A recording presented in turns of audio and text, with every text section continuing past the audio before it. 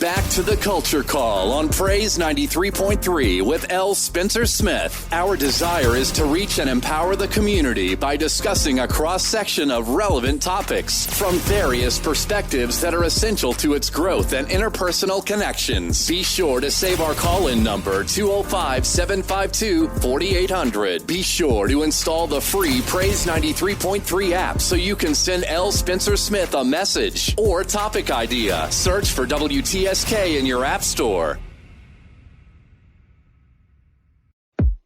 This is the world premiere. Great morning, precious people. You know what time it is. It's time for your Culture Call. That's right. The number one talk show hosted right here by yours truly, Elspeth Smith, right here on Praise 93.3 FM, your inspiration station. It is indeed the place where Tuscaloosa meets the world. And for the next couple of hours from 10 a.m. to 12 p.m., we're going to be talking a little bit about, that's right, everything. Talking about everything from society to sports, education to economics, from religion to relationships. And as always, we are here to create a safe space to have empowering, provocative, and yes, sometimes controversial conversations. And guess what? We can learn right here and chat it up together right here on the Culture Call. Listen, want to send a special welcome to those of you who might be first-time listeners to the CC. Yeah, the Culture Call. Welcome to the CC family. We are excited to have you join us this morning.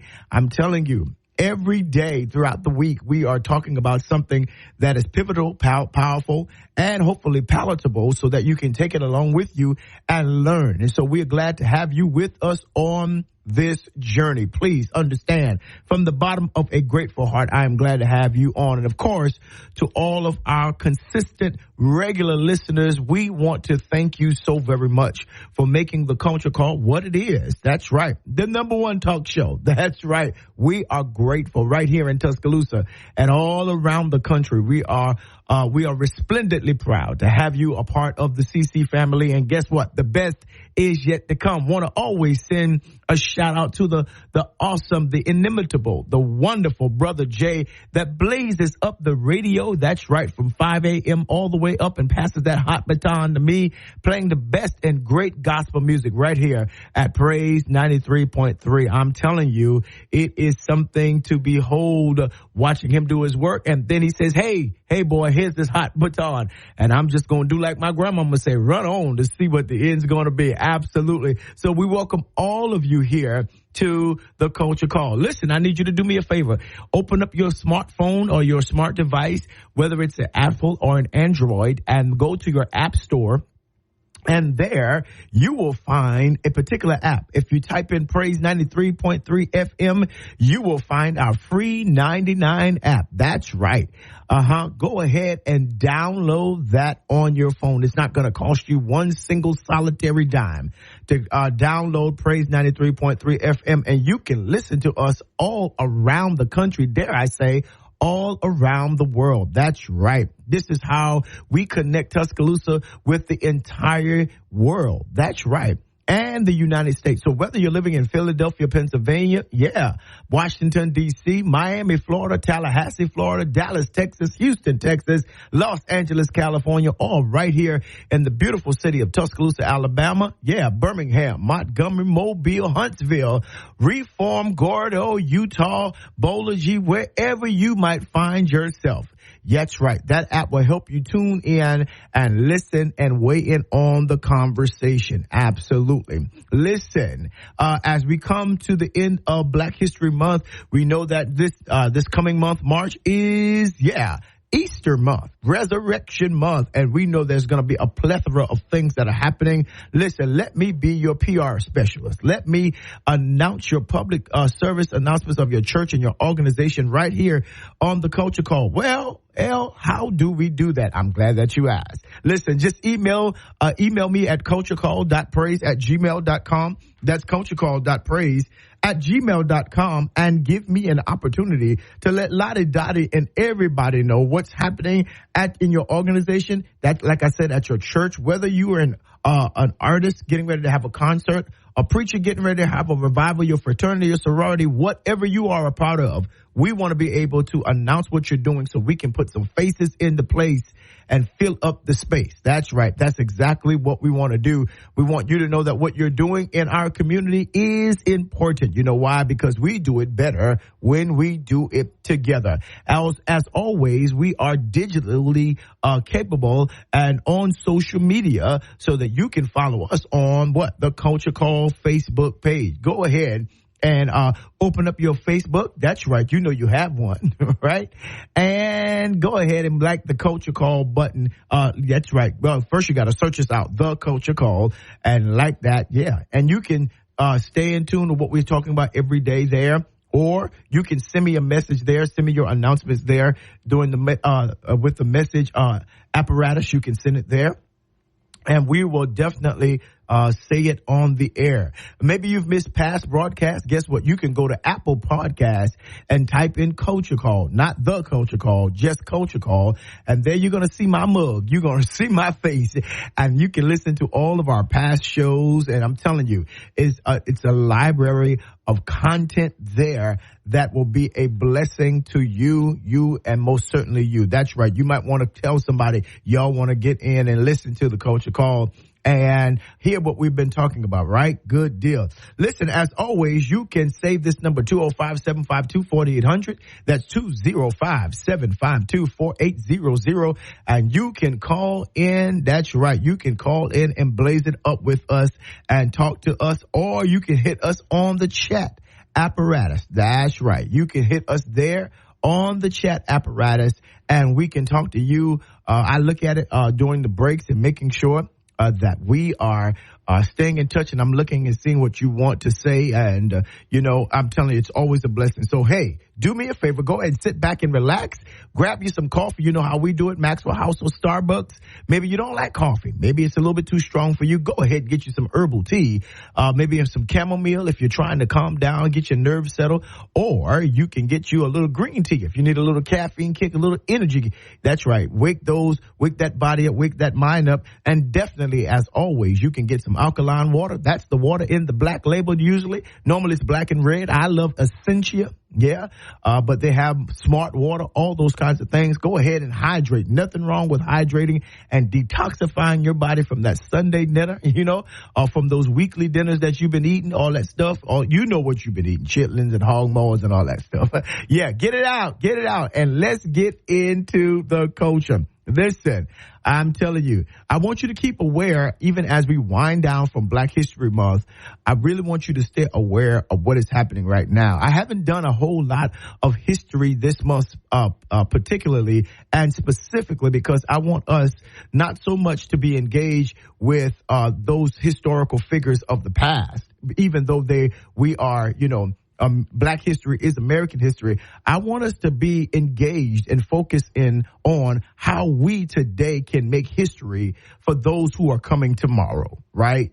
And so, yes, we can talk about Rosa Parks, Martin Luther King Jr. We can talk about Ralph Abernathy. We can talk about W.E.B. Du Bois, and we can talk about Booker T. Washington. We can talk about Dinah Washington. Yeah, whoever. We can talk about all of those major historical figures, Fannie Lou Hamer, Ella Baker, all those people, and they can inspire us. But I want to challenge us and inspire us for what we need to do today. That some of you who are listening to me today will be indeed history makers and history shapers for the future generations, right? And there is so much going on in our country, in our communities, that we need to be aware, right? We need to know exactly what is our place in creating history, right? How do we create history? Every day that we live and breathe, we have the opportunity to create some level of history. If we move beyond our fear, if we move beyond our own self-sabotage, saying that we can't do this and I'm not better than this one, if we stop comparing ourselves among ourselves, which the text says it's not wise, if we go ahead and fulfill the purpose and the agency and utilize the agency that God has given us, we too can be history makers, right? Absolutely. So I always try to bring out the current event And y'all know that we are in a political season. You know that on the Democrat side, there is Joseph Biden. And on the Republican side, it looks like it's going to be, again, former President Donald Trump. And so, you know, all of those particularities that come under that. One of the things that I do not want us to be is ignorant about what's going on. I don't need us to be so disconnected and detached in our religious world, in our church world, that we know what color, we're going to wear for next Sunday, but we don't even know what's happening down in Alabama, in Montgomery, that's really causing a stir. And I mean, nationwide, Alabama has been causing a stir. And I need us as chocolate people, black folks, I need us to pay attention to what is going on and how it directly and or indirectly affects us, right? And every day something happens at such a rapid pace. And when you blink your eyes, you're like, no, they didn't just do that. No, they didn't just do that, X, Y, Z. And you'll be like, by the time we find out, it's already passed. Some of these bills and laws are already etched in stone, and we've not even had a voice. And that's simply because we've not necessarily paid attention to what's going on. And again, one of the things that I encourage people to do, especially my church folks, I encourage you to keep your head on a swivel and know, yes, prayer changes things and Jesus is going to fix it by and by. But guess what? He's going to repair it through us.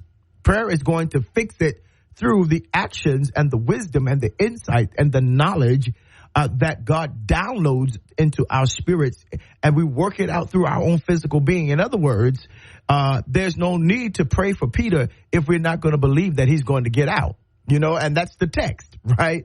That prayer must be enjoined with action. James tells us that faith without works is dead being alone. And so I want us to always see what is going on. And I know that, again, sometimes we think things are not going to affect us, but trust me, if it gets bad in America, it's going to be worse for black folks.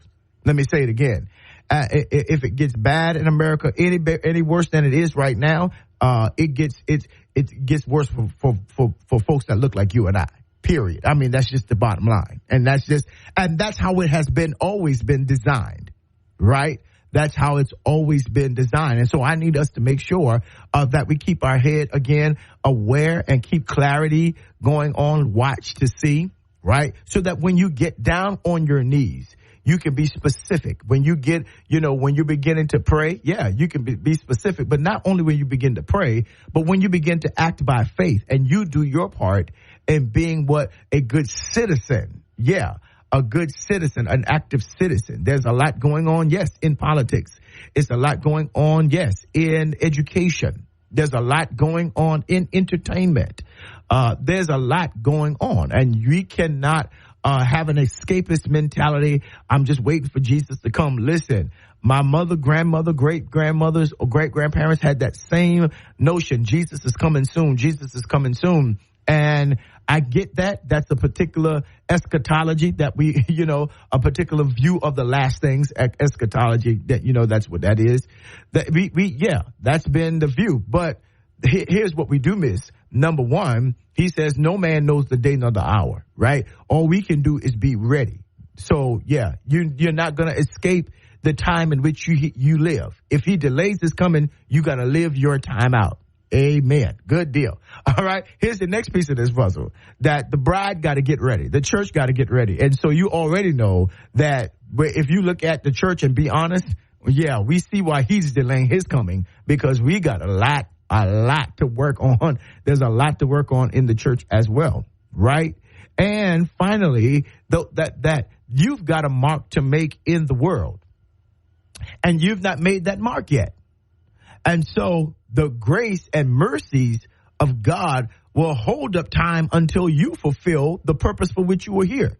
You're not just supposed to be breath and breeches in a dress. No, you are supposed to make a mark on this world. And guess what?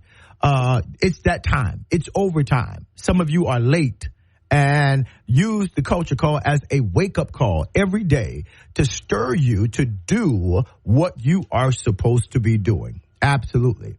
Having said that, I want to look at something that I think is very pivotal, and I want to wax just a little bit prophetic, futuristic, and not even just futuristic and prophetic, but I also want to begin to bring some context on what is happening throughout the generations now, and begin to formulate an articulation. I want to look at a particular generation that really, really has the world at its hand right now. You know how the Bible says, repent for the kingdom of God is at hand. That means it's now, it's current, it's contextual. You can put your hand on it. In other words, it's time to get involved. And there is no other generation like the millennial generation. So I want to talk about the millennials, because I believe that in our generation, the millennials are the bridge to the future. The millennials are the bridge to the future. And I want to give some context to what the millennials are, because I hear a lot of times in church, especially in church, that preachers are talking to millennials and call out millennials when they're really not even, they don't understand generations. Millennials are not the youth church. Millennials are not college students. Millennials are not children's church, right? No. I mean, you might as well say college, youth and children. You might as well do that. But millennials are adults now, right? And they are a pivotal generation. And we're going to talk a little bit about that. And I want y'all to call in, especially if you are a millennial, because I want to hear your perspective on that and on what we're going to be talking about today. Millennials, they were born between 1981 and 1996. That's what sociologists say, that the millennial generation is 1981, which would make that generation what? 43 this year? Yeah, they'll be 43 this year. And 1996, which means that they are what? 28 this year. So between ages of 26 to 48, 28 through, what is this? 43.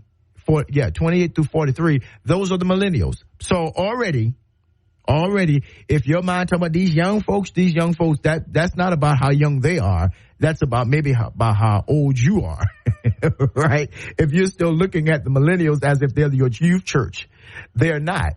But they are a pivotal generation.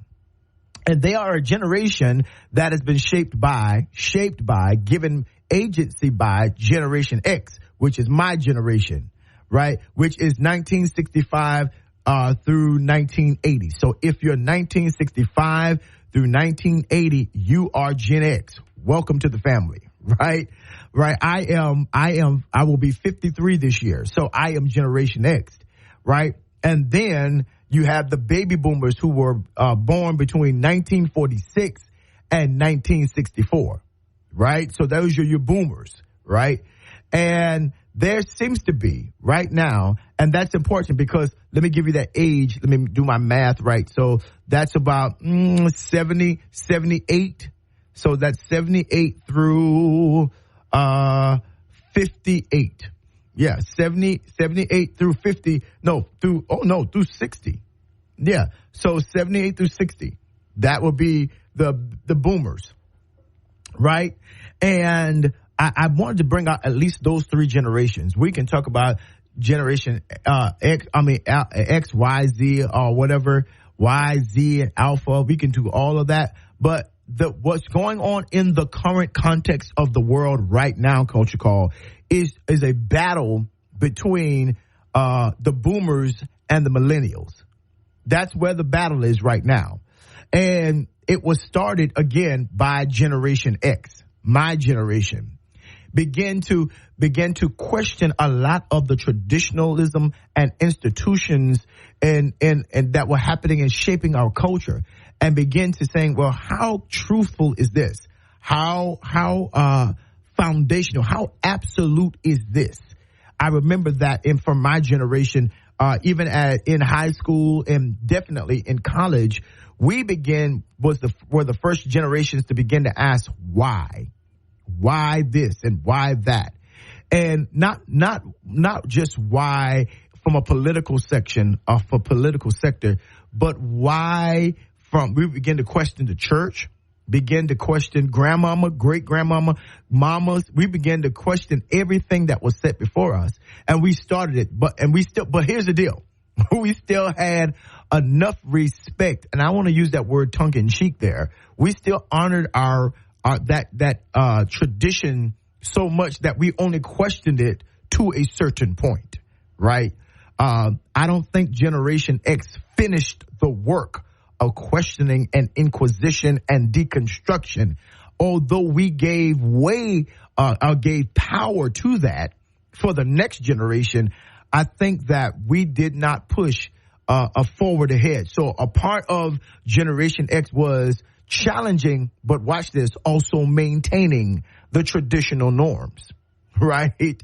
So again, we did challenge and say, well, why do we do this? And why is this? And why do we have to do this? And all these different kinds of things. Make this make sense, right? And then the boomer generation would snap at us, and then we would come back in place. And then some of us, even to our own detriment, would defend the same things that we should be questioning or should have been questioning, right? Well, when we had children, Generation X had children, and they are called the Millennials. And the Millennials came here like, wait a minute, hold it. No, they begin to question race, politics, religion, sexuality.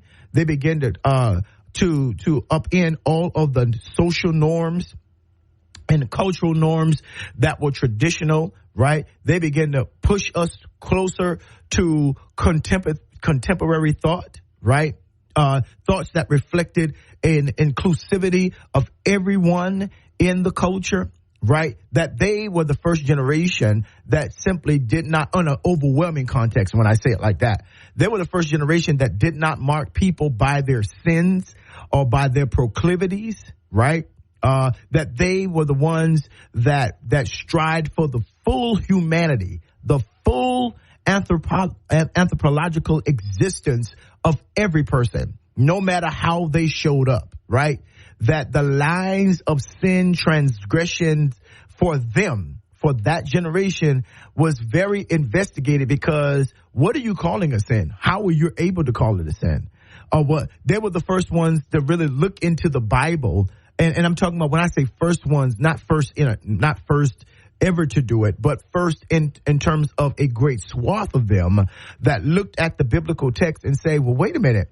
When we study this language, and when we go back to the original Greek, and we go back to this, and, they begin to do a deductive study of what the Bible really said, of what politics really meant, of what racism and classism and caste systems, right? They begin to look at, okay, the wages that were being made. They begin to look at capitalism as perhaps even the enemy of the state, the enemy of the growth of America. They begin to look at from a very strong and very intentional way to not just, it was not do as I say kind of generation. No, they are challenging. They were and still are challenging some of the, again, cultural traditional norms that was going on in the country. And now, again, what the sociologist says, the youngest of them are 28 years old, right? That's the youngest of them, right? The youngest of the generation, the millennials, are 28 years old. And so they have been challenging the norms. And first of all, before we get upset, some of that challenge was necessary. Some of that challenge was just the completion of what Generation X started. And here's the problem. Y'all ready? Drum roll. The millennials and the boomers having issues. Grandchildren and grandparents are in it now. They have a different, their perspectives are polar, right? There were words that we used to be able to say that are no longer PC, politically correct. And grandparents like, I don't care about the politically correct. The boomers are like, no, I don't care. Here's what this is. And millennials are saying, wait a minute. Don't use that term, because that term disrespects and disregards that person or that thing's dignity. And so we've been having this back and forth I'm telling you, are wild. What you're seeing even in every area, especially in politics, you're seeing the millennials say, wait a minute, this doesn't make sense. Does anybody not see that this corruption that's going on? And does anybody not see that, this would never have been if this was going on? So they're calling a thing. And boomers are like, hey, just participate, just go along to get along sometimes. Yes, challenge, but, be quiet about it. Oh, no. And the millennials are like, absolutely not. We came here to make our mark on the world. We came here to tell you that Reaganomics was wrong. We came here to tell you that mass incarceration set in by Clinton was wrong. We came to tell you that the deaths of Freddie Gray, Sandra Bland, were wrong. We came to tell you that there is agency even and worth even for people who you think are the criminals. We came to tell you that there needs to be an end for the death penalty. Why? Because it always it could be that the person that in this country, the person that they put in jail on death row could be innocent. And you could be committing a murder on an innocent man because the justice system has been so flawed, racially flawed, socioeconomically flawed, right? All of those things politically flawed. And so what we're telling you that is, hey, wait a minute, rethink. This is what the millennials are screaming. Maybe we need to take a collective repent. Yeah, we need to take a collective repent and start reevaluating how we are doing things in this country. Yes, they are, watch this, they are destined to be the bridges toward a future that currently right now is unknown.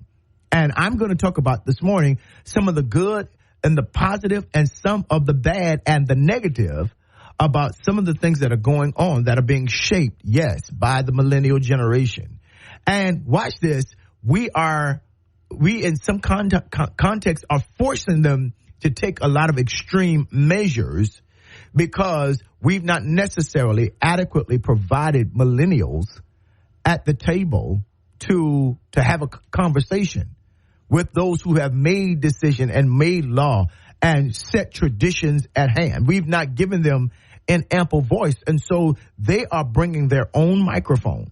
I remember a couple of years ago, maybe more than a couple, maybe about 4 or 5 years ago, I did an event called Pass the Mic, MIC, Millennials in Context.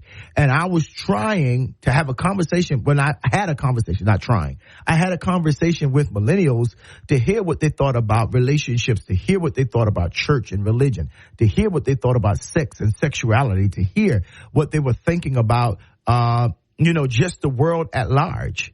And I wanted to provide that because at that time, maybe around before 2020, I wanted to give everybody an understanding that the world is changing and we're not always going to be in charge. It's not going to always be our time. And if we're not listening to the voice of the next now, then what's going to happen is this, what Martin Luther King says, that a revolt or a rebellion or a riot is the voice of the unheard.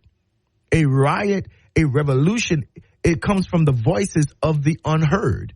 And so much of what we're seeing today is a generation that is saying that we will be heard or we will stop everything in its tracks in every sector. Economically, religiously, politically, we will stop everything until we are heard. And I think that's an important conversation for us to have, especially as we wind down the end of Black History Month. So, hey, buckle up, y'all. We're getting ready to have a great day. This is the Culture Call with yours truly, L. Spencer Smith, right here on your favorite station, Praise 93.3 FM. Keep it right here. There's more to come, so much more to come. Don't miss it. This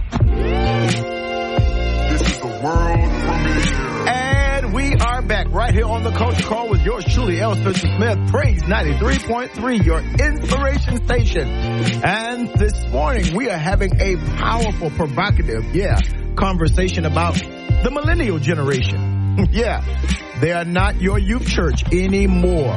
They are not children's church. So, I think you need to stop calling them that. You millennials know you're talking to the wrong generation. Pick up a book, pastor. Pick up a book, teacher. The millennials are grown folks now. They are adults, and they are pivotal in shaping the world. They are pivotal in shaping the context of what our communities will become. That's right. They're the parents now. They're becoming the parents now. Generation X is waiting to be the grandparents, and the boomer generation, you're waiting to be grandparents. If the Lord still has you here, that's a blessing. And so, hey, you've got to begin to understand that there's a value to what the millennials bring to the entire world. And that needs to be reflected in our conversations about culture, community, about church, that shapes religion and Christianity. I think they have to have a voice there. Definitely have to have a voice there, and not just take it because we said it. Take it because we said it. No, take it and understand it because we're providing you with an understanding of it. Right? That, when I was coming up and they would preach and I would go to church or whatever, they would say, just do it because I said it, not because of any kind of a particular understanding. Now, I was fortunate because I had grandparents and parents that would take time to explain certain things to me and that would entertain my questions. But at large, when I went to other places, that generation was like, listen, this is what we do. Well, why do we do it? Hush up asking me anything. Just do it. Okay. All right. Okay. I'm going to get baptized. I'm going to say this and I'm going to do this and I'm going to do that. Yeah. Why though? Why? And the prevailing question, we started pushing back, but then we were like, you know what? We got somewhere we got tired and distracted and got jobs and families. And then we had these amazing children called the millennial generation. And now these babies, our babies are grown now, and they are not being quiet. Not at all. And I'm grateful for that. I'm grateful for that because even in my age, I've learned so much. My children are at that age now. My three oldest are in that millennial age. My youngest is the top of the next generation, but he might as well have been a millennial because he has an old thinking mind, right? Nonetheless, I think it is very important for us to begin to give them prime access to the table. Here's the deal, because quite frankly, the table belongs to them, to Generation X, the latter part of the Generation X, and the millennials, right?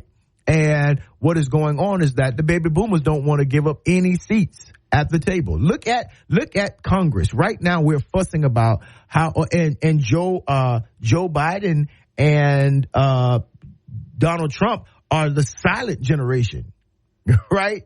But look at that. They're presidents. They're running for president, and there has to be a conversation about that, because at what point do we give way to younger voices? If at any point, you may be of the thing, well, you serve until you finish, you serve until you die. I have a counter narrative to that. I do. I really do. My thing is, if you're retiring, if you're at retirement age and you retire, then our job is at the gate now.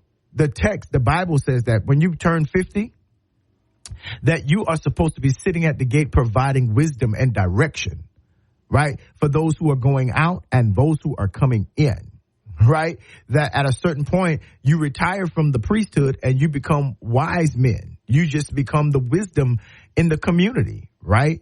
But there still seems to be a power struggle between ages and stages and pages. And the whole issue is that are we afraid that we're going to be left out of the equation? Those of us who are older, are we afraid that our notions, the world is going to change, that we don't recognize it? But think about it. think about it. There are so many people who are in this world, and the world has changed. And what they had to do was get with it. You know, one of the things that, you know, before my mother passed away, she was avid about this thing about understanding social media, understanding the digital divide.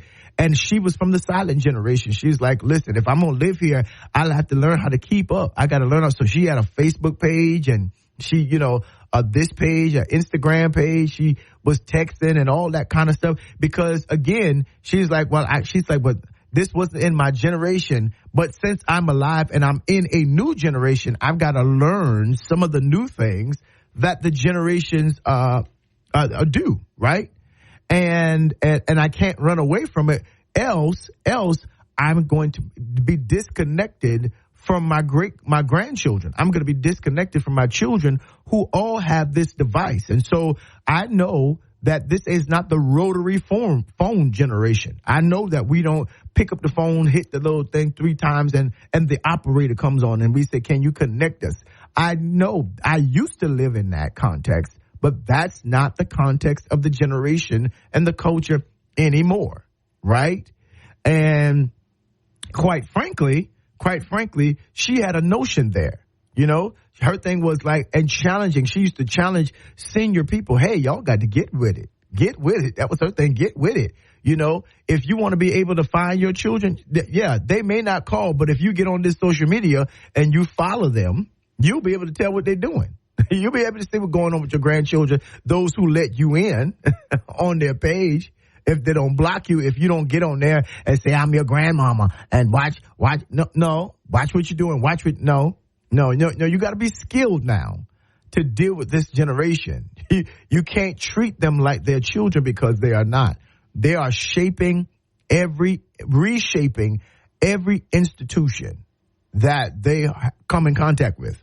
They're reshaping the church. Yeah, I know y'all don't like it, but they're at deacon age. They're at preacher and at pastor age. They're at missionary age. They're that age now.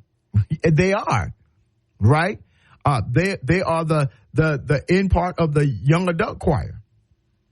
Yeah, they should be given space on the trustee board. Ooh, some of y'all, they need to be given keys to the church, you know, and respectfully given those keys, because the world is moving so fast. The question is, if you are a boomer, can you really keep up with the speed of how things are moving?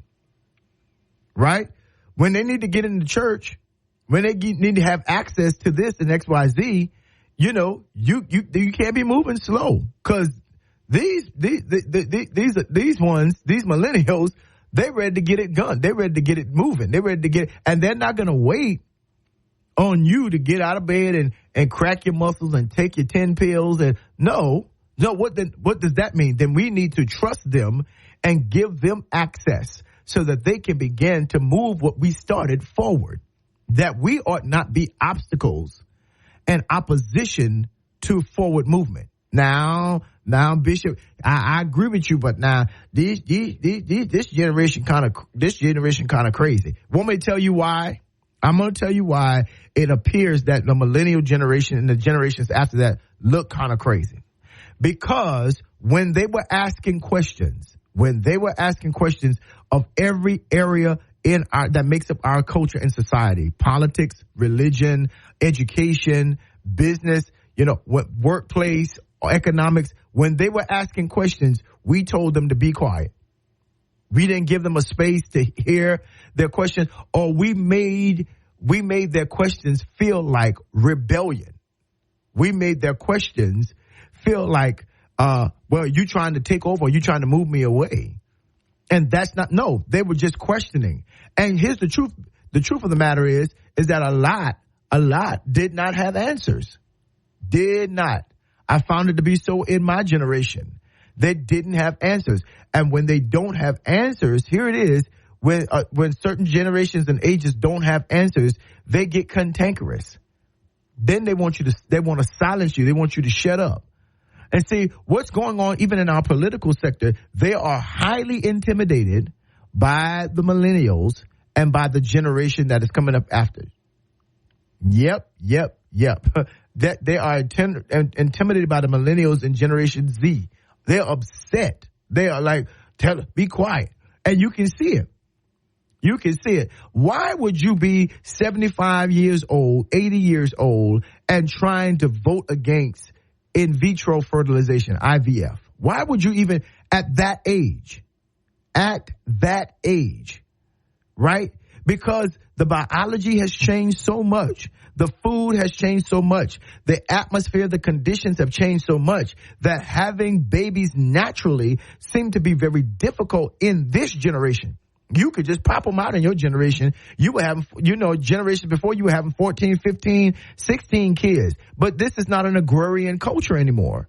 Anybody trying to farm no field no more? That's not what this generation is doing. Especially how the country is trying to devalue farmers, right? How they're doing that. So why would I want to work in agriculture when it's set up to be something different? When I can't make any money, when I can't take care of a family, how it used to be back in the day. When I was growing up, my grandparents were farmers. Yeah, on my father's side, soybean field, corn field, had their own garden. Yeah, that's not happening prevalently in this country anymore, and definitely not in the black community. Because when we have black farmers, they try to rob, pillage. There's lawsuits right now, that are going on with black farmers trying to get the money that they're supposed to have. So this new generation is like, no. But no, we didn't. They weren't given a seat at the table. I was given a seat at the table early, but I had to act old. And it robbed some of my youth from me because in order to get respected by the boomer generation at the time and the silent generation at the time, I was in my early 20s, but I had to act like I was 40. Until I just said, I'm not doing that anymore. No, time is filled with swift transition. So while I'm in my 20s, I'm going to enjoy my 20s. And if that means that I don't get access to certain things to reshape it, yeah, if I don't do that, then guess what? They're going to miss out on the value of what God has put inside of me, right? And that was my resolve to retreat and just live out, until I found access. Millennials are not retreating at all. They're calling us out. No, we came to get our space at the table because obviously what y'all have been doing has not worked. We can't find jobs because you all now are older and shaping an economy that we can't even provide a living wage. We can't even get married. We can't have children. We can't buy homes. Those things that you've been preaching to us, that's the American dream, well, you've locked us out, right? You've locked us out. Now you don't want us to have families. Now you want us to sit in a corner and shut up until you die. And the millennials are like, we're not going for that. Absolutely not. And so they're forming organizations and reformations in every community, black, white, Hispanic, and they're saying, hey, we came to get our agency. We came to take our space at the table, or there will be no table. There will be no table. Fannie Lou Hamer prophesied that while she was, and that was early in the 50s, 60s. She prophesied that. She says, listen, if you don't give them a piece, they're going to burn it all down. If you don't give them a piece of what rightfully is their inheritance, they're going to burn it all down. Right? Now, are you advocating, Bishop, that if we older or old, we should resign? That's not what I'm saying. We need to follow the Elisha context as it relates to the generations. And I'll talk a little bit more about that. But here is the context of that. That means that while we are yet living, but we're older, we walk with our successors. We walk with that next generation to give them voice, to give them impart wisdom, but also we give them wisdom. They give us what? Innovation. Maybe we do need to rethink. Maybe we do need to tear this down because it doesn't work anymore. Maybe we do need together to build something new. Right? But as long as there is opposition between the grandparents and the grandchildren, and even somewhat the parents and the children and the grandchildren, then that's going to be an issue. It's always going to be an issue. It's always going to be an issue of voice and value. It's always going to be an issue of understanding that, listen, it's amazing that we don't want to give space to this millennial. But if Jesus were alive today, he would be a millennial.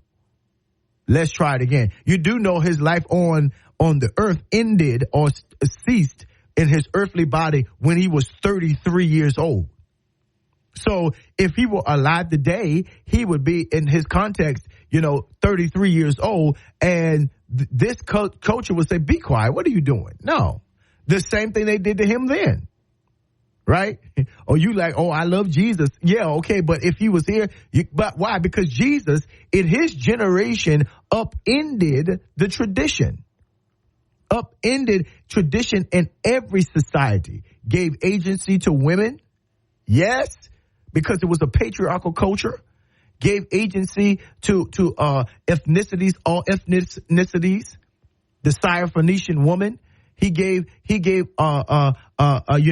said, hey, reformatted how we think from a theological and religious context. He said, Moses said this, but I say I'm coming with a different kind of situation.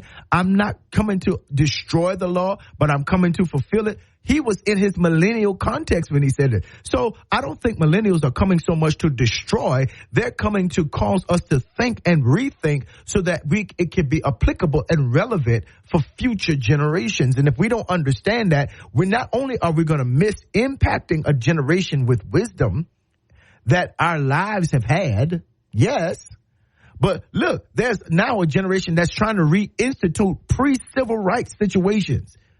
Right? What are you doing? Why are you trying to wind the clock backwards? Why are you trying to make America great again? The suggestion is, in your mind, that somewhere it stopped being great. And it only stopped being great when it started including people that did not look like you and did not believe like how you believed. And that is why. And there's a great swath, especially in the South. They're still fighting the Confederate War. They're still flying that flag. And what millennials are saying, if we don't rethink some things, because they're not just fighting for themselves, they're fighting for their children as well. If we don't begin to rethink some things, then we're going to have a world locked into a time period, into an antebellum time period that only satisfies those who are closest to their life stages being over. And we would have made no headway for the future that is coming. And that's a hard pill to swallow, but we got to start thinking, give everybody, every age, a seat at the table, especially those millennials. We need them to help us bridge to the future. Listen, this is yours truly, L. Spencer Smith, right here on the Culture Call. That's right, Praise 93.3 FM, 205-752-4800. If you want to give me a call, hit me up on the app. Let's talk a little bit. Let me know what you're thinking. And keep it right here. Don't miss it. This is the world premiere. And it's the top of the hour right here on the Culture Call with yours truly, L. Spencer Smith, 11 a.m. and some change. That's right, Praise 93.3 FM, and we are having a great and amazing day. Yeah. As we wind down Black History Month, I want to send a shout out to all of our history makers that are doing great things in Tuscaloosa and all around the country. Keep doing what you're doing. Listen, your labor is not in vain. I'm telling you, somebody, you're inspiring someone. You are giving encouragement, inspiration to someone who is looking at you. And sometimes we don't even know who's looking at us, right? Sometimes that what we're doing is so under the radar. But guess what? God's got somebody looking at you, and you're encouraging them every day and inspiring them to get up and do something to change the world. So, yeah, all of our history makers that are listening, and that should be everybody that's listening. Listen, if you're joining us in our second hour, welcome to the CC family, the Culture Call. That's right. We've been having a wonderful conversation about millennials. That's right. The bridge to the future. I think that if we don't refocus and readjust and make certain that we give space to the table for that generation, of that pivotal generation. And I feel that strongly in all of my being that the millennial generation is the pivotal generation.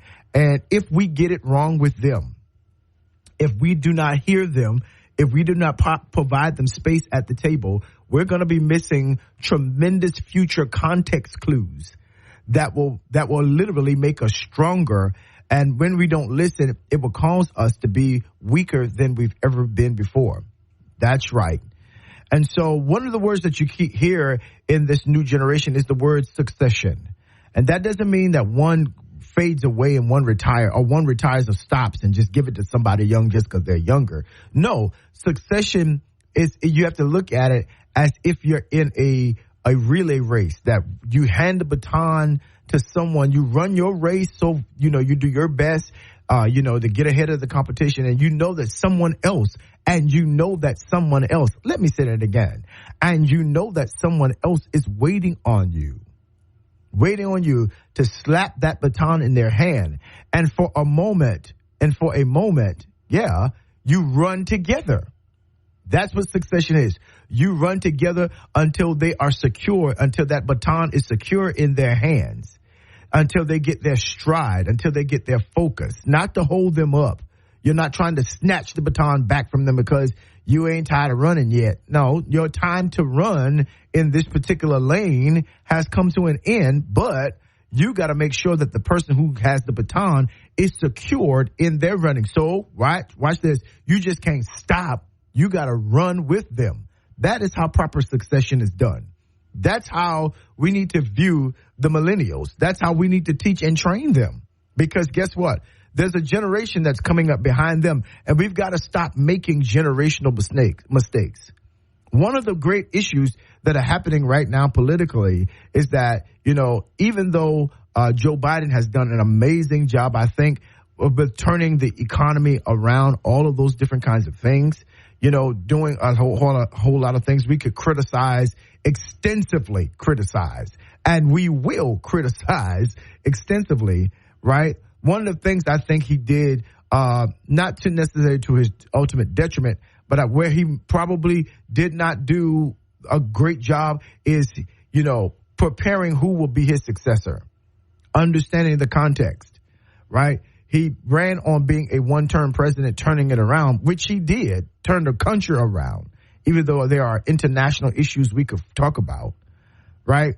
That there was no one that was running close enough or was ready in front of him that he could slap that baton into, in his mind. Not saying that Kamala couldn't do it, right? And all things because of the times in which we live. Kamala brings she is a black woman.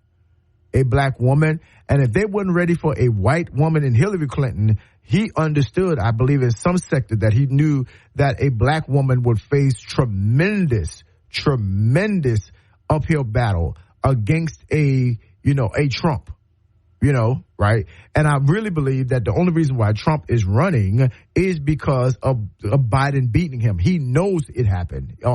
Forget all this election was stolen. That's a lie. He knows it was a lie. And this is why he's trying to delay the cases and delay the legal cases in Georgia, in D.C., and all these other places. He's trying to delay the cases because he knows that that his following, when they find out the truth behind the scenes, they're going to see that they have been lied to. So he's trying to do everything to delay those cases coming to pass. That's all that is, right? But there is something to be said about this whole idea of succession and giving millennials a seat at the table, giving the next generation a seat at the table, right? That we need that younger voice with that younger context that, yes, does challenge our traditional context of how we run things, how we run education, how we run politics, And the reason why we have to run with them, because some of their notions, I'm not saying all the millennial notions are correct, because they're not. They still need shaping. They still need contextuality. They still need proper defining and trajectory and direction. They still need that. And that can only come from the generations before them, X and Boomer, right? So they're not our competition. but they must need be at the table as we're having these conversations because millennials see things in a different trajectory, in a different light, in a different way, right?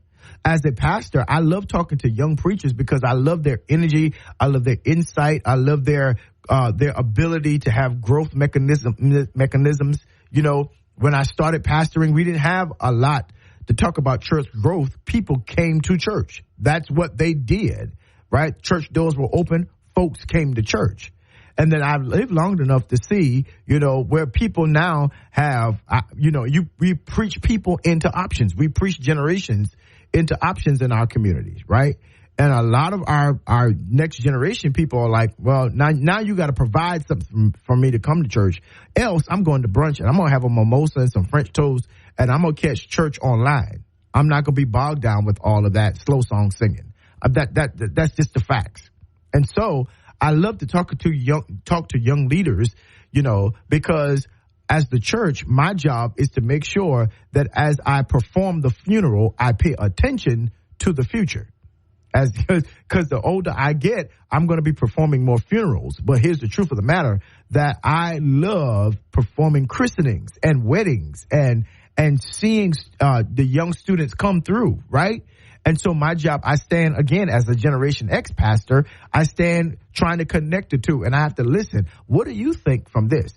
I got to talk to millennials, talk to the next generation, talk to 18 to 36. I've got to talk to them and ask them, okay, what do you see? What do you see the church as? Has it, you know, in my sector? And because I'm just not relegated, I try to be well-rounded. I do that in politics. I do that in education. I do that in medicine. You know, I find out what the new innovations are, right? That's exactly what I attempt to do. And I'm challenging everybody to do that as you get older, you need to. One of the things I loved about my parents is that they got with my children and listened to my children, hear their perspective, but also offer the wisdom of their experiences, of their culture. It wasn't a competition. It wasn't a competition, right? That yes, we have held it down, right, and made sure that it kept moving. But there's a generation that's ahead of us that we need to slap that baton in their hand and run with them a while, as long as we can, to make sure we impart wisdom, we hear their innovation, we fine tune, we give them a complete perspective. We make sure that they don't, you know, destroy the tree or the vine simply because they don't see the need for trees. No, you need to understand what this tree means. You need to understand what this altar means. Here is why we do this. You got to bring some level of contextuality to it. And if we don't do that, guess what? They're going to start their own race and don't even consider us, consider our values, consider our thoughts, consider your ways, and nothing in that. And guess what? When we move on, it won't look anything, or as we get older, it won't look like anything that reveres, honors, or recognizes us. Absolutely not. No. You know, I still sing all of the contemporary music in our church. As a matter of fact, our group Testament was part and parcel of shaping contemporary urban gospel to what you're hearing about today. I mean, that's who we were, right? But I'm getting a younger church and youth. We're introducing hymns. We're reintroducing hymns to them. So every first Sunday, we're going to sing a hymn. We're going to do that. Absolutely. So that they will know the value of what, you know, was so very precious to us. No, if you don't give them a space at the table, they will eradicate everything you were about when you get old or when you get when you are deceased, when you get off the scene. They will find no level of value and honor and reverence for what you did because you tried to ram it down their throat, right? And so millennials are reshaping various institutions in society, right? They're reshaping workplace culture. That there are a lot of them that can't find decent jobs. Oh, get out and go to work. No, they can't. Listen, they can't. And businesses don't want to hire them, right? For whatever reason, right? And they're also, guess what, letting older folks go because they can't continue to pay. So millennials are influencing workplace dynamics by prioritizing flexibility, work-life balance, and a sense of purpose in their careers. They ain't just going to work to collect a check. They're going to work because they have a sense of purpose there.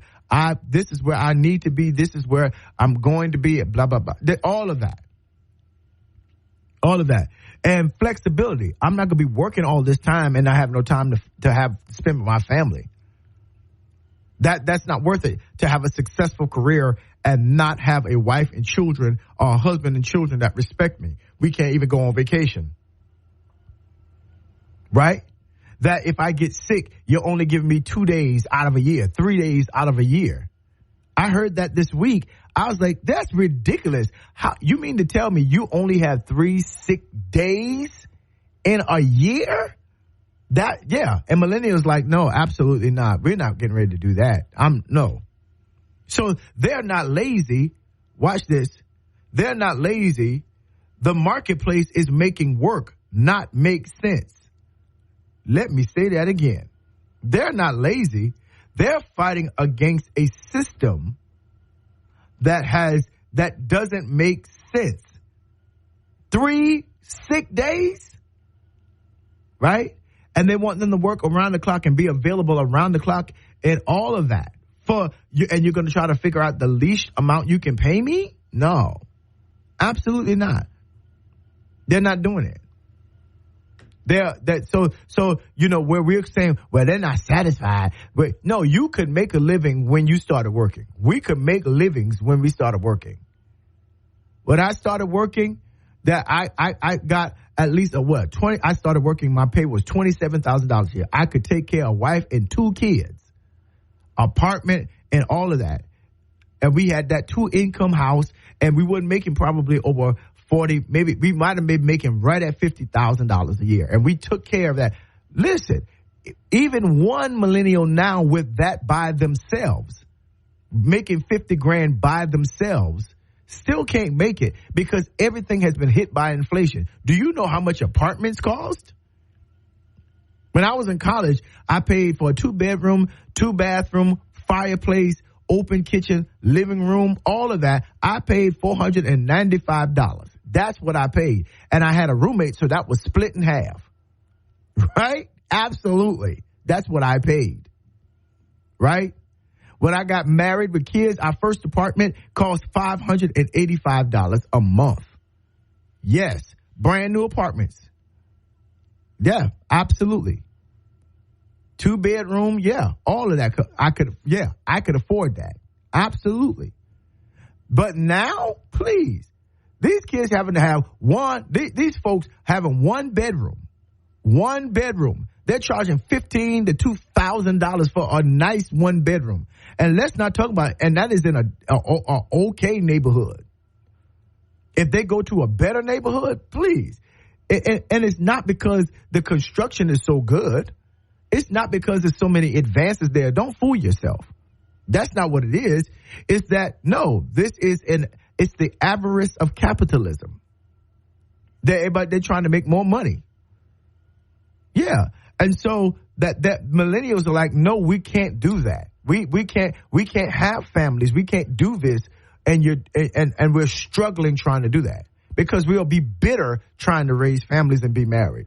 They're having reshaping education. Millennials are driving changes in education by advocating for innovative teaching skills, digital learning, and focus on practical skills, right? And diversity, equity, and inclusion. That's what they are fighting for now in this generation, millennials. That you're not just going to shut out anybody. We've got to make it where everybody is a place to learn. Right? We can't just learn like y'all did back in the day, writing on the chalkboard. No.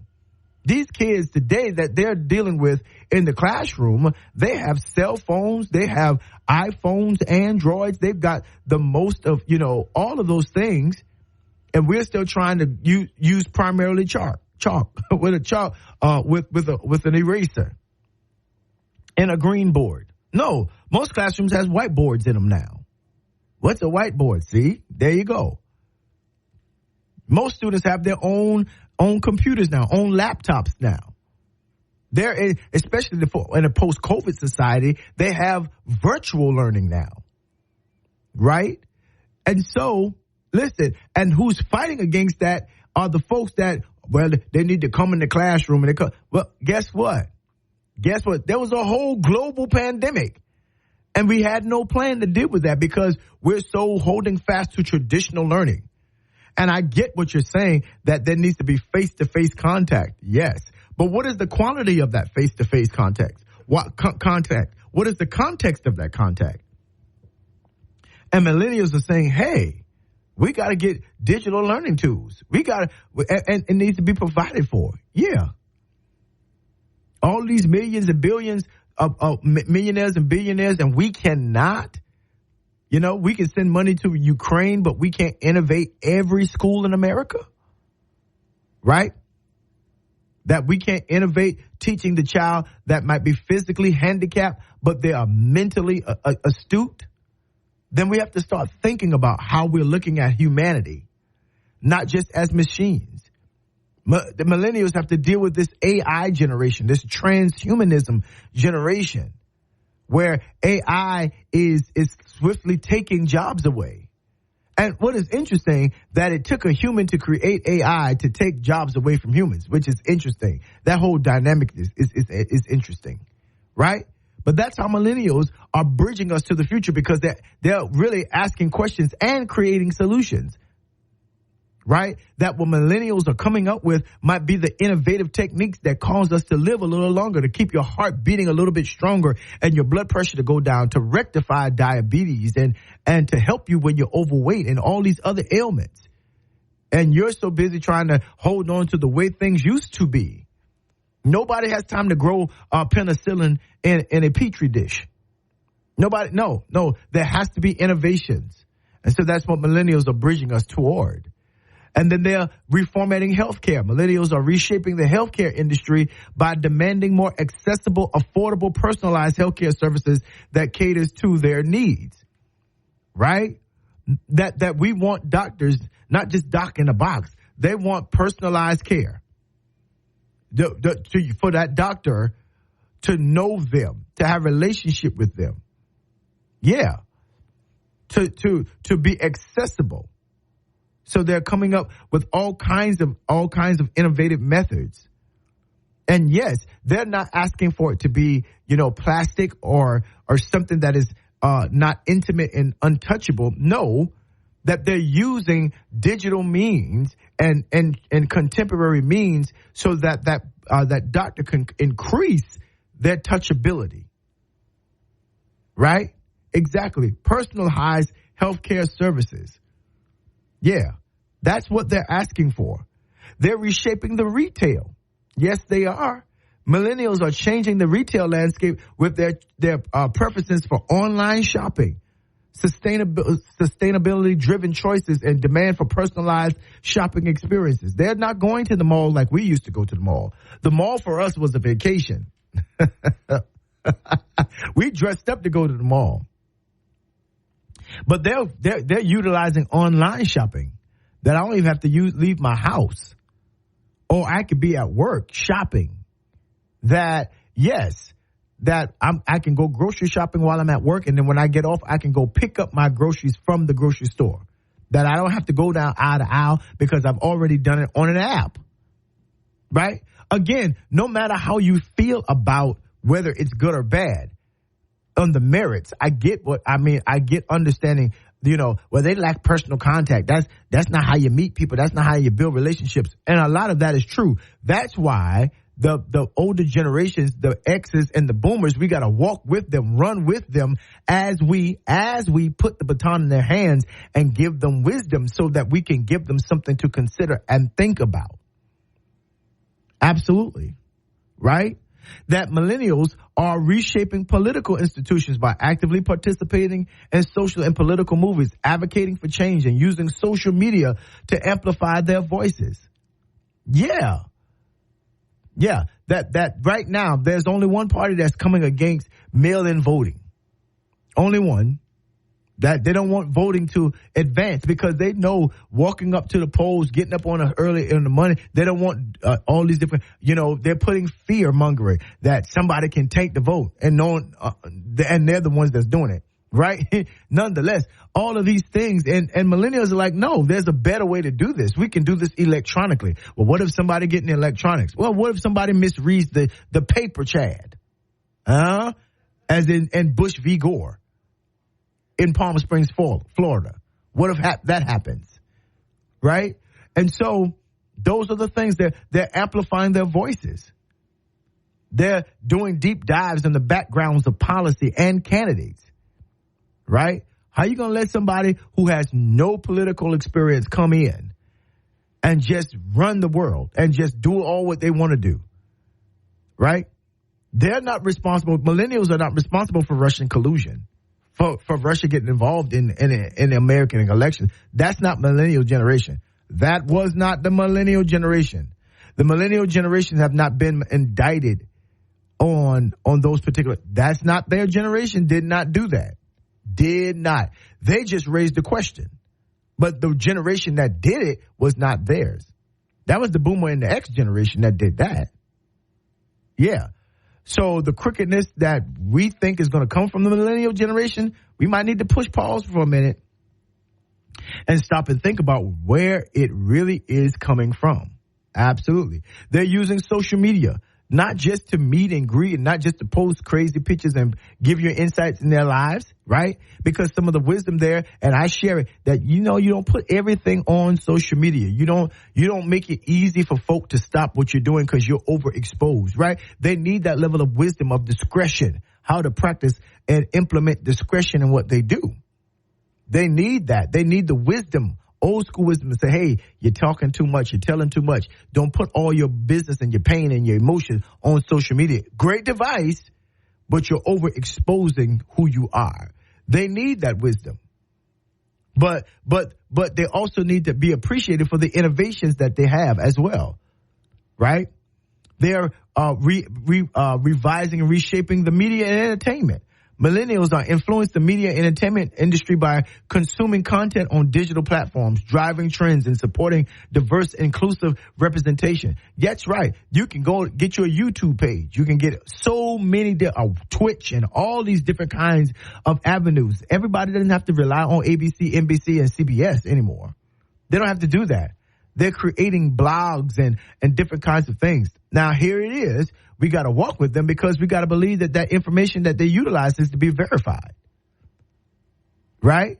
That what you're talking about needs to be not just relevant, but it also needs to be realistic. It needs to have some level of not just relevance, but it needs to be truthful. Truthful. Absolutely. But yeah, they're not looking, they're not looking and, you call them on the landlines. That's a bad way to take a poll. You call them on the landlines, that generation is not going to answer their phone at home. They're not answering landlines. That's our generation, the boomer generation, the silent generation. But millennials will be underneath. No, they're not. So that's why you don't trust the polls, because they're calling on the landlines, right? They're just getting into digital now. How I know? Because some folks I know I didn't give anything to, they're starting to text me now. And I'm like, stop. I didn't know, right? But the millennials, they've been using that as their source of communication. They're revamping the housing and real estate markets. The millennials are impacting the housing market by chasing preferences for urban living, sustainability features in homes, and a shift toward renting rather than home ownership. Yeah. They're not owning homes and pushing that home ownership like we did. Own a home. Now, there's some wisdom that they need in that, because home ownership does provide equity that you do not get renting. Now, it may be more cost effective to rent, but let's see how we can partner together and show them the wisdom of how you can own a home and use that home to start building wealth, right? Millennials are changing the institution of religion, because they're not just sitting up in churches. They're starting their churches online. They're doing different kinds of thought. They're reading different kinds of literature and books. They're doing deep dives in other languages and challenging what we would consider biblical norms. Biblical norms, by the way, that were unfounded when they were preaching. They were preaching more hypothetical. They were preaching more from this is what I believe. So there were more eisegetical preaching than exegetical preaching because according to modern times, the statistics say only 10% of preachers, pulpit preaching, have preachers or pastors who are educated academically and or otherwise. 10% are the only 10% that got some level of training. And then there's 2% that's really went to seminary and really have done a deep dive study in what they're preaching. But for the most part, 90% of pulpits in the country are led by someone who has not had any level of theological and or prime academic education. And they're trying to interpret Hebrew and Greek and Aramaic and give you an understanding and a meaning of what the text means. And millennials are like, yeah, okay. They're sitting up in the audience having studied, having degrees in religion, masters and doctorates in religion. They're doing deep studies, right? And while we're talking about, do this and this what the Bible says, they're asking questions like, well, how do you know the Bible says that? How? Because it ain't no signature, it ain't on videotape. So how do you know? That's the question they're coming in. And folks are getting mad. Don't you question my God? No, I'm not questioning your God. I'm questioning you. I am questioning, how do you know? I know by faith. Okay, well, all right. Okay, yeah. But I looked this word up, and this word does not mean what you said it means. Matter of fact, this word that's in the King James Version that y'all love is not in the original text, in the original Hebrew or the original Greek. Now, that's millennials. Now, what you going to do with that? You can get mad and try to silence them all they want, but they are forcing the churches and the pulpits to become more educated. And I say that's a great thing. I say wisdom partners with them so that we can continue to teach them certain traditions in the churches and why we do that for continuity of thought. Give them the revelation, the contextual, biblical, theological revelation of why we do certain things in church, and bring them along and give them a space at the table to ask the questions that we can start thinking about how we address a new generation. Ooh, this is a good conversation culture call here today. I know it. I know it might have ruffled the feathers of some of you, but listen, if you're listening with the open heart and open ears, you can hear that maybe we need to do a little bit things different and give them some space at the table so that we can be ready for what is going to happen on tomorrow. Absolutely. Listen, this is the Culture Call with yours truly. That's right. L. Spencer Smith right here on Praise 93.3 FM. I'm telling you, I need you to keep it right here. There's more to come. Don't miss it. This is the world premiere. And we are back right here on the Culture Call with yours truly, L. Spencer Smith. I'm telling you, we are having my goodness, an amazing day. And some of your responses on this chat have been hilarious. And I love it. I love every bit of it. And I was reading through the chat and just kind of, thinking about which comment should I share in these last few minutes of the show, because we've had an amazing show today, and why I did this show, because I really believe that part of our human assignment is one generation to not allow another generation to fail. I believe that's the inheritance. A good man leaves an inheritance to his children's children. I think that's not just money, but I think it's about shared wisdom. It's about understanding that we are the continuity and the context for each other. That my grandparents left something to my parents left something to me. I'm giving something to my children, and one day my children prayerfully will give what I've given to them to their children. And I think that's how it ought to go. I think the reason why I want to bring out millennials today as opposed to any other generation, because they're the generation, I believe, the first of its kind, are first in a few generations that are really challenging and are not falling back into the fear of the normal or the fear of abandoning the norms. They are quite willing to abandon and up in normalcy to be able to create and craft a world by which worth, value, equity, equality really exist. Emergences of this in the civil rights movement, in the Reconstruction movement, all of that, the challenge and the tenor of each generation is how you will bring to bear your voice.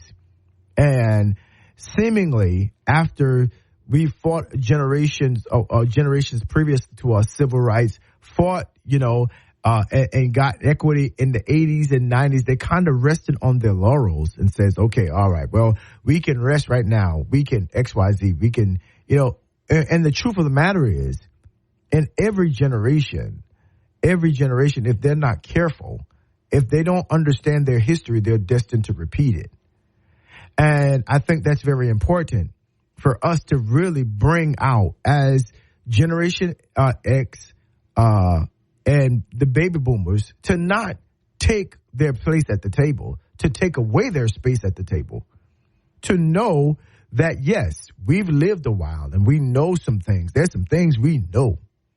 That's what my mom and dad used to tell me. Hey, there's some things I know you don't know. And and they said it with that kind of force. And that was good. That was good for me because indeed there were things that, that they knew about life and living that I had absolutely no clue. They would tell me things like keep on living and right. One of the things that I have at an early age, I started working with the older generation, probably the boomer generation and the silent generation. I started working with them in church when I was 12 years old. So I've always been an older kind of trending guy.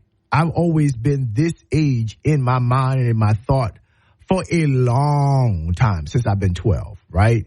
Having positions in church.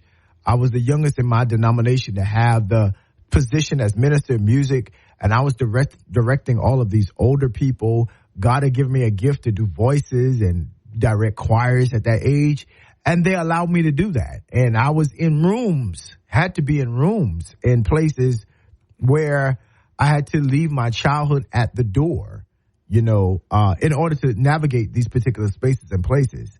And so being in that room at such a young age caused me to be able to create and cultivate conversations as a young boy, actually, with the older saints, that's what we called them, older people at the time, and to watch how they nuanced, sat in the room silently where they did not know that I was there, because at my time, children were supposed to be seen and not heard. And I utilized that because to gain wisdom and knowledge of how, about church, about life, about, certain ideas of family and relationships. I didn't learn about politics until I got about, into my college years. I started college when I was 17. And, just being around that age group. And then I met the man who would become my bishop, Bishop Ralph Dennis. He's my bishop in Baltimore, Maryland, Kingdom Fellowship Covenant Ministries. He told me when he first met me here, I started pastoring. He first met me in 1998. And he said, maybe you are the Joseph that God is sending to, before us to Egypt before we even get there. That means that even though you've been hanging around us older guys, that you cannot abandon your youthful context, your bridge to the next generation, the youthful generation. Talking about the millennials. He says you cannot abandon your children and those who are your age and those who are younger. You got to bring them on, even as you relate to us. I remember when I was sitting in my Episcopal catechism to be consecrated to the office of bishop. All those guys were older than me. And one man I can remember, his name was Bishop Wilbert Baltimore. And he would just look at me and I'm just green. Literally, I probably, in him, I got Similac around my mouth, right? But he would sit in this chair sideways and he would just stare at me. The whole catechism, the whole interview, while they were questioning and all that kind of stuff. And they were asking me questions and investigating my family, investigating my college life, all this kind of things, you know. They were doing a deep dive on all things L. Spencer Smith, right? Because they want to make sure that I qualify, especially at this young man. They were taking a significant risk on me, having to sit in these tables at this table with them, you know, to be able to adjudicate spiritual matters, to pastor churches and oversee all of these different kinds of things. And he would sit there and just look at me, didn't ask too many questions. And finally, he began to ask me a question like, do you really believe that you're ready to sit in a room with us old guys who have been here some years? What can you offer us? And my response was, I can offer you a hand to understanding the future. Because you know where you've been. But I know I'm of the generation to you're having to look at us and where we're going. And yeah, I'm going to have to hold your hand one day to lead you, to guide you. I'm going to have to be your eyes one day. And you're going to have to trust me to lead you, right? Until the Lord takes you home. And he's like, well said, young man. I remember that like it was yesterday. And Culture Call, what was funny is that now I can see that all coming to pass. I can all see that sitting in those sage men, sitting with the late Bishop Kenneth Mose and sitting with the late Bishop J. Delano Ellis and me sitting at the College of Bishops those years, the innovative thought that when Carlton Pearson came to do his treatise on the gospel of inclusion, I sat in the sanctuary at Mount Calvary Holy Church in Washington, D.C. I was one of the youngest ones in that room and just listening to it, intriguing. I said, this is going to be something that we're going to have to toggle with in the future. And while one generation is running away from it and disconnecting from it, no, there's a generation that's coming that's going to ask questions. They're going to research. They're going to begin to look at this context, this Bible, this culture, and the way we consistently live, and ask the question, did Jesus mean to leave anybody out? Right? That's the question that this generation now that I saw years ago is asking, should anybody be left out? They're asking, what is sin? What is the sin nature? What and all of that? What is that whole context? Is there really a hell? Is there meaning to go? Was there a meaning for that? What is that issue? You know? And of course, you know, when you read the text from a surface perspective, oh yes, hell, of course. But when you read it from a scholastic or an academic perspective, you have to study down into that. It's not that there's not a hell. The issue is who's going. The issue is, and who has a right to send anybody there, right? Should we make the teenage mother stand up before the church and apologize? Is that biblical? Is that theological before the whole church? Is that something that we should be doing? Are we acting like Jesus, or are we acting like the religious Pharisees that the woman caught in adultery brought her and drug her before Jesus? And the Bible says that when they did that not to prove her guilt or innocence. It had nothing to do with her. It had everything to do with trapping Jesus to see if Jesus would follow that law. Are we still doing that same thing? Because we don't ever bring the boy up in front. So why are we castigating the women? Are we still that generation that does not see the level of agency and parity and complement and each other's, you know, in each other's gender and sexuality? Are we still looking at women from a second-class citizenry? Yeah, today. That we're still making them preach from floors while we grace the pulpit with looted with past and drunkards and womanizers and philanderers and stealers. Are we still doing that?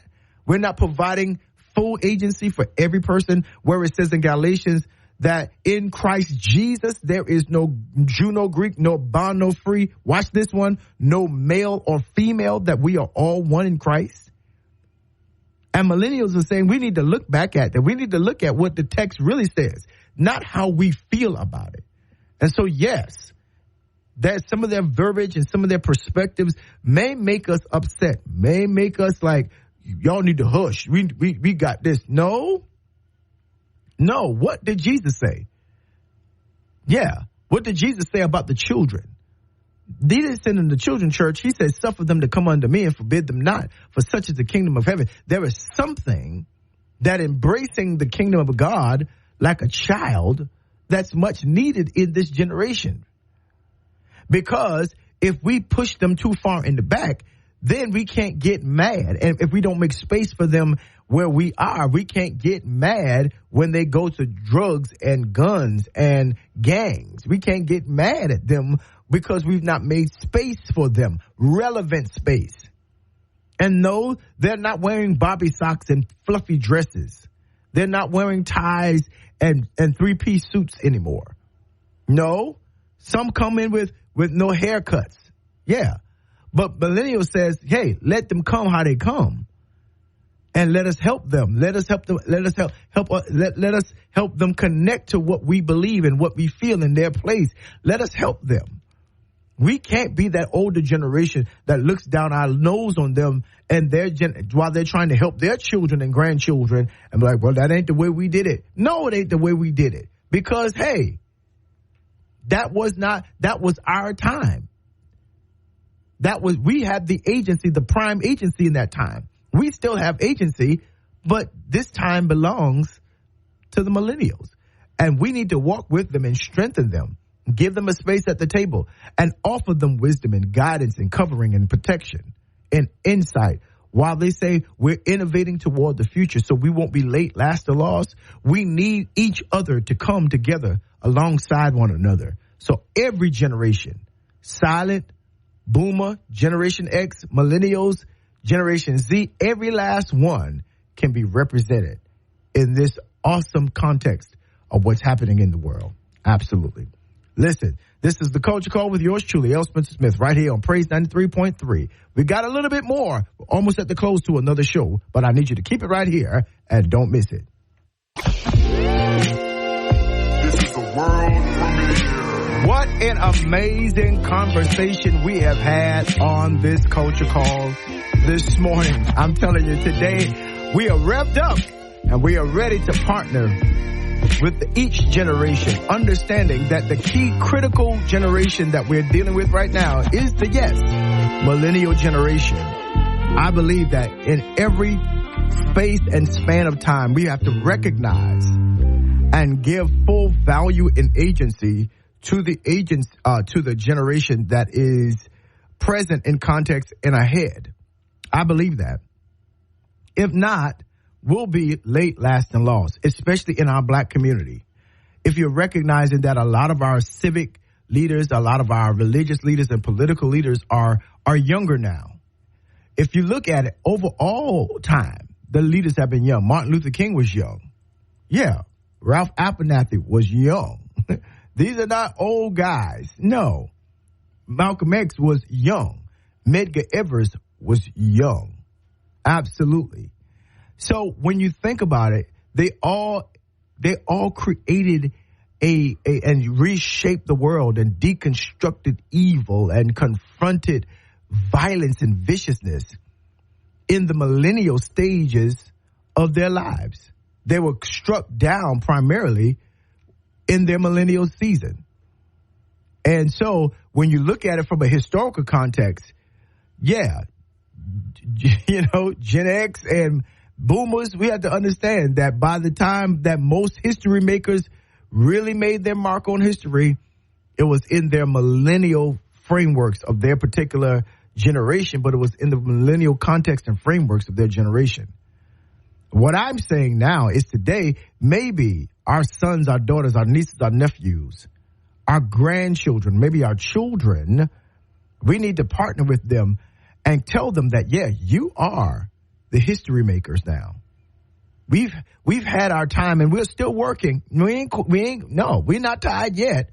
But you've got the strength, you've got the innovation, you've got the state of mind, and you've got a grasp on this time and culture and world that we don't have. And so we are partnering with you to provide wisdom. We are your coaches. We are in your corner to remind you, that God's best is functioning in you right now. Don't live a life of regret. Don't live a life of fear and complaint. Don't live a life of second-guessing and self-sabotaging who you are. From that mid-50s to late 20s, you don't have time to waste time. You've got what you need. You've got 2 generations ahead of you, giving you wisdom. Now you go innovate. You've got the strength. When I was growing up, they said they call the old because they know the way, but they call the young because they're strong. That's not necessarily how the text actually goes, but I understood the sentiment that there is a partnership. Doesn't mean that the young don't know anything. It just means that the older have a different kind of experience that they're willing to share. And so millennials, we have your back.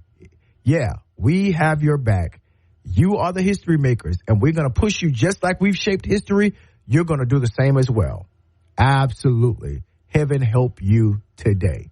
Listen, like my grandmama and mama used to say at the end of every phone call, I love you a bushel, I love you a peck, and I love you a hug around the neck. This has been the Culture Call with yours truly, L. Spencer Smith, right here on Praise 93.3, your inspiration station. Listen, do good, be well, treat everybody kind, love intentionally, and have a great rest of your day. Love you, CC family. Peace out.